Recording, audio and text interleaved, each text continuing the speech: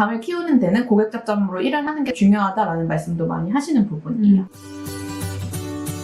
안녕하세요, 여러분. 크스크스입니다. 오늘의 주제는 뭐였죠? 신입 때 세일즈나 이제 CS를 하면서 고객 접점에 있었던 분들이 엉망정자가 된 케이스를 알아보려고 해요. 저희가 이 영상을 만들게 된 계기는 여러분들이 요즘 되게 CS를 하면서 피곤하실 수도 있는데 업무의 의미가 뭔지 한 번쯤 돌이켜보면 어떨까 해가지고 이런 영상을 만들게 됐잖아요. 네, 맞아요. 그리고 롤모델이 있거나 성공한 사람들의 철학을 나에게 접목시켜서 일을 하시게 되면 조금 더 일하는데 도움이 되기도 하고 인터뷰할 때 한마디 더 거둘 수가 그렇죠. 있더라고요. CS라는 게 전문직이 아니잖아요. 그러다 보니까 보통 어떤 철학으로 CS를 하는지를 많이 물어보던데 물론 나만의 철학을 가진 것도 좋지만 존경하는 사람이 있거나 성공한 사람의 철학을 따라서 얘기를 하면 좋아하시더라고요. 여러분들의 스토리텔링을 위해서 저희가 떠먹여 드릴게요. 3명 정도 저희가 찾아봤는데요. 네. 한 명씩 저희가 얘기를 해볼까요? 첫째는 오늘도 아마 이용하셨을 수도 있는데 스타벅스의 CEO 하월드 슐츠부터 한번 네. 얘기를 해볼까 봐요. 네, 슈츠는 2020년 10월 기준 세계에서 209번째로 부자인 사람이고요. 3억을 재산으로 가지고 있다고 해요. 43억 달러. 네. 43억 달러. 네. 네, 이게 우리나라 돈으로 얼마 정도죠? 5조 정도로 생각해 주시면 될 것 같고요. 우리나라에서 6, 7등 정도 하는 부분이더라고요. 애초에 태어났을 때 부유한 가정이 아니고 저소득층 가정에서 태어나서 대학까지 나왔다고 해요. 대학을 나온 다음에는 제록스라는 사무용 팩스머신을 판매하는 그 영업사원으로 한 10년 정도 일을 했다고 하더라고요. 근데 여기서 중요한 게 단순하게 팩스 머신을 판다에만 국한된 분이 아니라 이 브랜드를 어떻게 팔 것인가를 항상 많이 고민을 하셨다고 해요. 대단하신 것 같아요. 네. 능력이 어떻게 보면 오를 수밖에 없죠. 네. 단순히 제품을 네. 파는 사람이 아니다 보니까 회사에서도 인정받을 수밖에 없고요. 맞아요. 그렇게 10년을 일하시다가 어느 날 시애틀에서 스타벅스를 만나게 됩니다. 첫눈에 반했다고 해요. 당시에는 스타벅스가 그냥 하나의 카페 정도였던 맞아요. 거죠. 커피를 사 먹는 네. 곳 스타벅스를 갔을 때 여기는 단순히 커피만 파는 곳이 아닐 수도 있다 라고 생각을 하셨다고 해요. 그러다 이탈리아를 갔는데 이탈리아에 있는 카페들은 단순히 커피를 파는 곳이 아니라 즐거움과 소통을 판매하는 맞아요. 곳이라는 느낌이 확 들었다고 해요. 이게 대단하다고 느끼는 게 카페를 가거나 해외여행을 가서 이탈리아 노천 카페를 갔을 때 나도 노천 카페에서 이렇게 마셔보네 라는 즐거움을 단순하게 느꼈을 수도 있는데 이게 왜 고객한테 와우 포인트를 주는지를 생각해 보신 거잖아요. 그쵸. 네, 그게 진짜 대단한 것 같아요. 그렇게 해서 미국에 돌아온 다음에 스타벅스를 여기에 적용시키게 됩니다. 맞아요. 지금은 스타벅스 같은 카페 자체가 엄청 흔해졌고 우리 라이프 스타일 속에 익숙해졌지만 당시에는 스타벅스가 우리나라뿐만 아니라 미국에서도 굉장히 센세이셔널한 파격적인 모델이었잖아요. 맞아요. 하월드 슐츠 같은 경우에는 스타벅스가 1호점이 가진 매력이랑 이탈리아 밀라노가 가지고 있는 매력을 잘 결합한 그 부분인 것 같아요. 스타벅스를 라운지 같은 분위기로 살바꿈해서 고객분들한테 감동을 주기 시작했는데요. 어떤 부분이 고객한테 감동을 줄 수 있을까를 10년 동안 세일즈한 경험이 많이 도움이 됐다고 하더라고요. 이제 하월드 슐츠 같은 경우에는 고객이랑 만나면서 어떤 비즈니스가 더 확장될 수 있는지 그 판도를 키우는 방법을 직감적으로 감을 많이 익혔던 것 같아요. 두 번째로는 어떤 분이 있죠?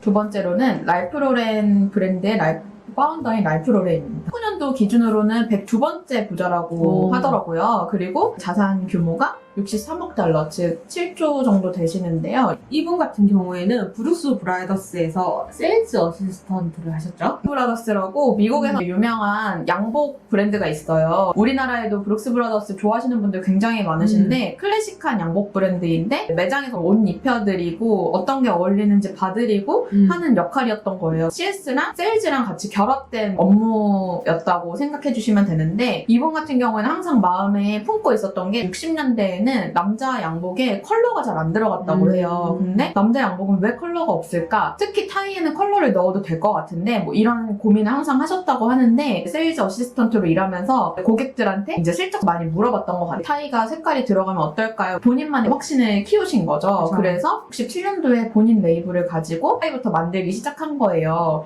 근데 이게 사실 큰 스토어가 아니었고 방판으로 팔기도 하고 했는데 반응이 워낙에 좋았어가지고 어느 데를 가든지 더 달라고 더 주세요 얘기를 했다고 해요. 그러다가 니먼 마커스라고 지금도 유명한 미국의 그 고급 백화점이거든요. 거기 바이어가 딱 보고 이거 너무 괜찮다. 거기서부터 랄프 로렌의 인생이 완전 바뀌는 순간이었다고 해요. 그러니까 이분이 랄프 로렌 우리가 생각했을 때 되게 찐 디자이너 같은 느낌이 명품 브랜드로 시작을 했을 것 같다는 네, 느낌. 네. 근데 이분은 실질적으로는 현장에서 연을 많이 해가지고 어떻게 보면 60년대 그로세커 같은 느낌도 저는 받았어요. 그러니까 왜냐면은 고객들한테 되게 린한 접근으로 CS 하면서 컬러가 들어간 건 어떨까요? 이렇게 의중을 떠보고 방판부터 시작해서 자기만의 스타일을 만들고 론칭을 하는 게 굉장히 린 스타트업 같은 그런 맞아요. 방식이잖아요. 고객들이랑 제품에 대한 테스트를 했던 CS 경험이 이분이 성공하는 데 큰 역할을 했다고 합니다. 마지막은 용님이 정말 네. 좋아하는 사업가시죠?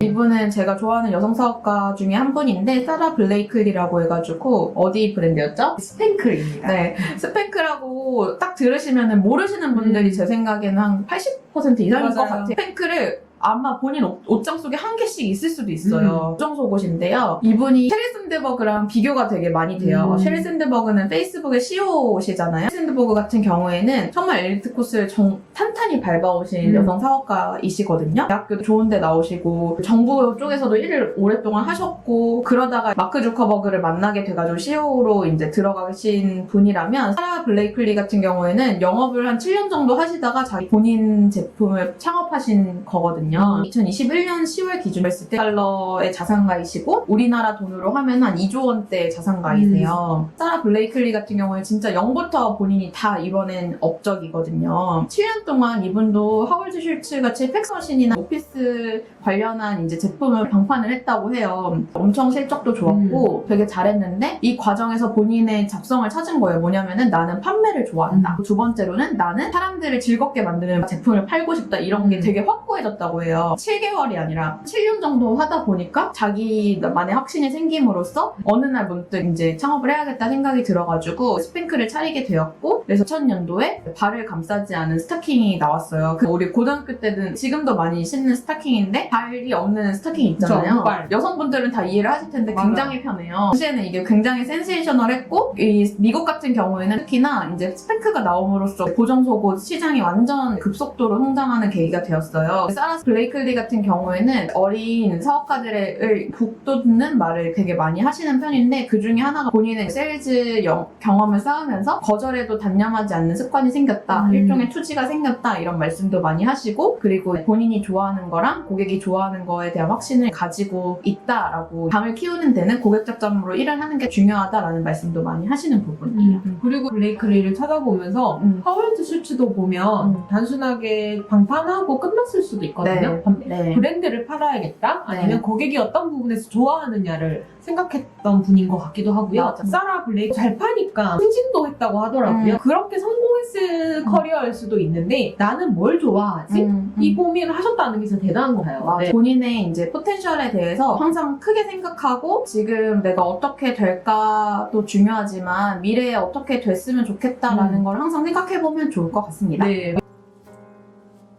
이렇게 세 명의 억만장자를 저희가 알아봤는데요. 네. 세 분 다 특징이 나는 사업가가 될 거야. 꿈을 가지고 시작하신 분들이 아니고 네. 처음에는 세일즈나 CS처럼 고객을 만나는 일을 하셨던 네. 분들인 것 같아요. 이분들이 성공하셨던 이유를 저희가 간단하게 정리를 해봤어요. 첫 번째로는 공감하는 부분이시겠지만 제품에 대해서 말할 기회가 많았던 게 좋았던 것 같아요. 학습에 대한 리서치로 나오는 것 중에 하나가 말을 하고 누군가를 가르치는 것만큼 좋은 학습 방법은 없다라는 말을 하잖아요. 이렇게 제품에 대해서 자세히 말을 하고 사람들이 이해하기 쉽게 말을 함으로써 제품에 대한 이해도도 높아지지만 전반적으로 내공이 되게 많이 쌓이는 것 같아요. 실무적으로 많이 겪는 이슈 중에 하나가 제품을 만드는 팀들보다 CS팀이 훨씬 더 제품에 대한 이해도가 높을 때가 되게 많잖아요. 맞아요. 예를 들면 개발팀이 될 수도 있고 MD팀이 될 수도 있는데 이분들 같은 경우에는 이렇게 말을 하면서 또 배울 수 있는 게 되게 많구나 라고 생각을 해가지고 내공을 많이 가진 것 같아요. 대표적인 예시가 사라 블레이클리인 것 왔고 그렇다 보니까 내가 좋아하는 게 뭔지도 명확히 생기고 고객분들이 어떤 거에서 움직이는지도 명확히 생기게 된 것 같아요.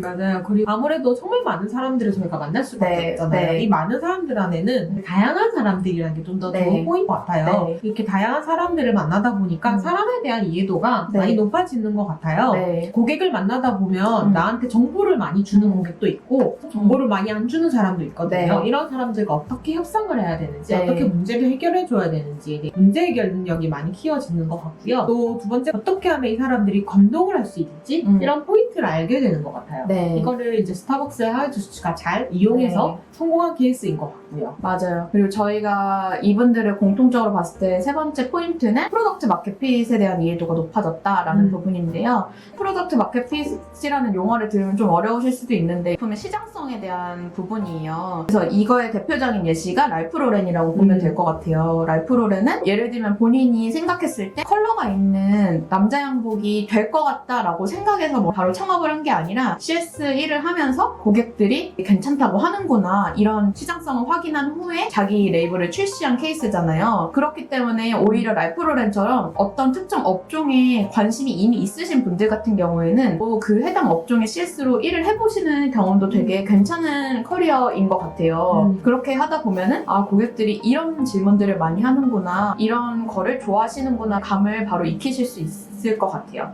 그리고 마지막으로는 신입이라면 그 제품에 대해서 이해도도 높아지고 그리고 계속 거절을 당하게 되잖아요. 그래서 마음이 상할 때도 있고 네. 그만해야 되나? 안 맞는 거 아닌가라고 할 수도 있을 것 같은데 거기에 대해서 단단해지는 내면을 키울 수 있는 것 같아요. 맞아요. 네, 사라 블레이클리 같은 경우에도 정말 많이 거절을 당했다고 했잖아요. 네, 그때 당시에는 발이 무조건 있는 스타킹을 만들다 보니까 공장 자체가 없었다고 해요. 이거를 만들려면 공장도 제조 공장도 바꿔야 되는 거고 정말 문을 많이 두드렸는데 거절을 많이 당했다고 하더라고요. 네. 그래도 포기하지 않는 거죠. 네. 그 거절에 단념이 되어 있기 때문에 계속 두드렸고 네. 거기서 만약에 무난보다 그만해야겠다 하면 이제 사라 블레이클리 같은 네. 경우에는 아마 방판영업 팀장에서 네. 끝났을 수도 있어요. 하지만 포기하지 않고 두드린 결과 2조 원대 자산가로 성장하실 수가 있게 된 거죠. 맞아요. CS든 세일즈든 고객 접점에 있는 게 결국에는 정말 정글 밖에서 일을 하는 거기 때문에 이런 투지가 자연스럽게 생기는 부분인 것 같아요. 그래서 사라 블레이클리 같은 경우도 마찬가지고 저희도 그런 내공을 열심히 쌓고 있다고 생각하고 일을 한다면 굉장히 의미 있는 일을 하고 있다고 생각해 볼 수도 있을 것 같습니다. 저는 최근에 라이언 홀리데이의 그로세커 책을 다시 읽고 있는데요. 마케팅의 클래식 책이라고 보실 수도 있어요. 그래서 이 PMF 그 프로덕트 마켓핏의 내용이 나왔는데 예시로 든 게 아마존 케이스거든요. 그래서 아마존 같은 경우에는 많이들 아시겠지만 거꾸로 일해라 라는 말을 되게 많이 하거든요. 대표적인 아마존의 업무 철학 중에 하나인데 그게 고객 관점에서 일을 해라. 즉 FAQ라든지 아니면 사용자 매뉴얼부터 만들고 거꾸로 기획을 해라 라는 아마존의 업무 철학이에요. 그러니까 여러분들 같은 경우에는 우리도 마찬가지고 CS업을 하기 때문에 오히려 이제 아마존의 업무 철학이 가장 최전선에 있다고 생각해 주시면은 내가 이렇게 열심히 내공을 쌓고 있고 좋은 걸 많이 배우고 있구나 라고 생각해 주실 수 있을 것 같아요. 일을 단순하게 일을 했다로 끝나지 말고 내가 하고 있는 일에 대해서 의미를 생각하시면서 일을 하게 되면 억만장자가 되자 이건 아닐지언정 성장하는 나를 만나볼 수 있을 것 같아요. 맞아요. 이렇게 큰 시야에서 우리의 일을 바라보게 되면 우리가 장기적으로 봤을 때 어떤 걸 배워두면 더 좋을지도 생각해 볼 수 있을 것 같습니다. 네, 오늘도 영상 재밌으셨나요? 다음에도 또 재밌는 컨텐츠로 찾아오겠습니다.